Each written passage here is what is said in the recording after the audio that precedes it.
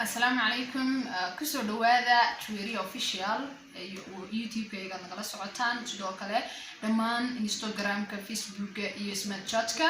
waxaan maanta halkan idinku duubi doonaa dhowr qodob oo ah mid ay ka mid ugu muhiimsan tahay website international oo aan ku ganacsada ama globally adduunka dhan adigoo meesha doontid kaga ganacsanaysid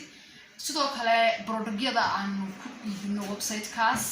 waxaad kale oo aan halkan idinku la share gareyn doonaa product-yada mid kamid ah oo aan isticmaalay faa'iidadii aan ka helay ugu horeyn website-kan international ka waxaad ka heli doontaa kambaniga loo yaqaano Oblus Global oo ku suurta gelinaya meel kasta oo adduunka ka joogto inaad ku la shaqaysato adiga oo isticmaalaya website adduunka dhan laga isticmaalayo aad alaabtaada gaarsiin karto ta kaleeto sidoo kale muhiimka alaabada muhiimka hadaba Oblus Global ama website-ka international ka maxaan ka helayaa baad isweydiinaysaa waxa ka koowa waxa loo yaqaano safe home revolution oo yaani alaabadan oo gurigaaga iyo family-kaaga anfacaysa ay kamid yihiin waxyaabaha kamid yihiin shaambooyadii isqurxintii sidoo kale fountain of life oo ah health supplementary aan isticmaalay oo hadda idin la share garanayo faa'iidada iyo waxyaabaha aan ka helay dhamaan product-yada tan waxaad ka heli doontaa website-ka aan idin la wadaagi doono linkigiisa oo aad si toos ah meel shaad joogtaba lagu keeni doono takalaan la wadaagaya waxa weeyaan product-yada mid kamid ah oo aan isticmaalay waxa loo yaqaan fountain of life waa goojeero dabiici ah oo tiigu kaliftay inaan business-kan international ka ama adduunka dhan laga wada isticmaalo aan ku biiro kana faa'iideystay sida aan ugu uga faa'iideystay waxaan rajeynayaa in dad badan oo iyaguna danaynayo ka faa'iideysto ay heli doonaan goojadan yar waxa la yiraahdaa waxa loo yaqaanaa ma garan karanay magaceeda kartaan magaceeda laakiin waxa la yiraahdaa fountain of life waa goojo dabiici ah waxa laga sameeyaa geed loo yaqaan Norwegian waxa lagu sameeyay wadanka Canada waxana laga sameeyay geed loo yaqaan Norwegian spruce waa wax 100% ama 100% aan oran karnaa waa wax 100% natural dabiici ah aan wax kale ku jirin oo waxa laga sameeyay geedka loo yaqaan Norwegian spruce geedkaas oo muddo 30 sano ah saynisyahannada wadanka Canada Norway ay baarayeen ayna ogaadeen inuu yaani sababta ay u baareen baa waxay ahayd maadaama dhulkaas yahay dhul barafkeedu sareeyo oo markasta ay dhirtu iska damage garowdo inaanu isagu waxba noqon isbedelin gaboobi waxay ogaadeen geedkani inuu haba yaraatee uu leeyahay waxyaabaha ay kaga duwan yahay dhirta kale ay tahay inuu leeyahay nutrition iyo isaga nafaqooyin u gaar ah fiitamiinaad aan dhirta kale lahayn saas daraadina waxa loo yaqaan lignintiga ee cuntooyinka la qaadan kara sida tufaaxa oo kale inaga cunto Soomaaliga ma kala qaad ku jirta marka waxa si toos ah loo keenay hadda wadankeena Soomaaliya ama aad ka heli kartaa Somaliland meesha doontaad joogto sidoo kale adduunka dhan meel aliyaal meesha kaga sugan tahay waxa lagu keeni doonaa si fudud maxaan hadaba anigu ka faa'iiday product-kan cajiibka ah ee loo yaqaan fountain of life lagana sameeyay geedka Norwegian spruce-ga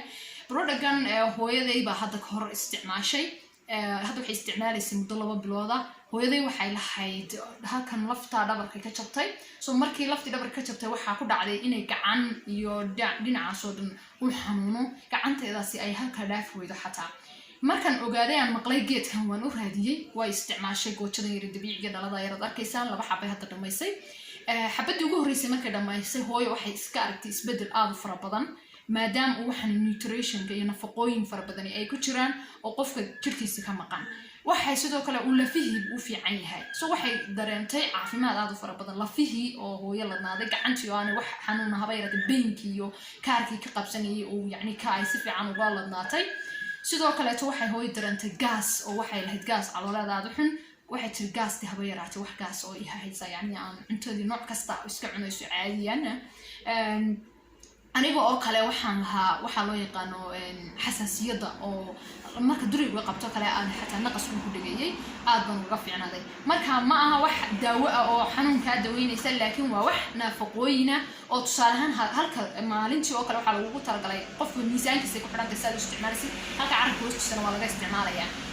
qofkan maadaama miisaankiisa ku xidhan tahay waxyaabaha jirkaaga ka dhiman fiitamiinaadka ka dhiman bay ka caawinaysaa ويعني هلا supplementary وقال يعني wax caawiyo ku siinaya maadaama dadkeenu inta badan cunto isku dheelitiran aanay cuninin sidoo kale vitamin C oo kale waxyaabaha laga helo vitamin C oo kale waxyaabaha يعني dadka inta badan aanay dadkeenu helinin oo cuntooyinkaas loogu talagalay inay ka helo aanayna cunin tufaaxa oo kale 10 dhibcood maalintii qaadataa waxay u dhigantahay in yani aad cabtid 800 iyo oo koob oo tufaaxa sawda qofna ma cabi karo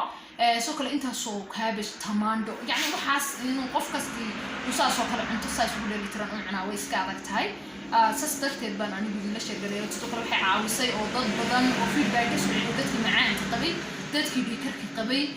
ضدك على فحنون كقبوحة يا باس وما لذو مديسن قوية قانان ضدك سيدو كلا بير حنون كي وحاسة وكلا لا أي وعني وحويا أنتي أوكسيدنتي أن أنتي إنفلاميشن ضدك تركي وحي كسر يسوي قشن أو يعني وقف قشن بحي على شكل ويسعودين سا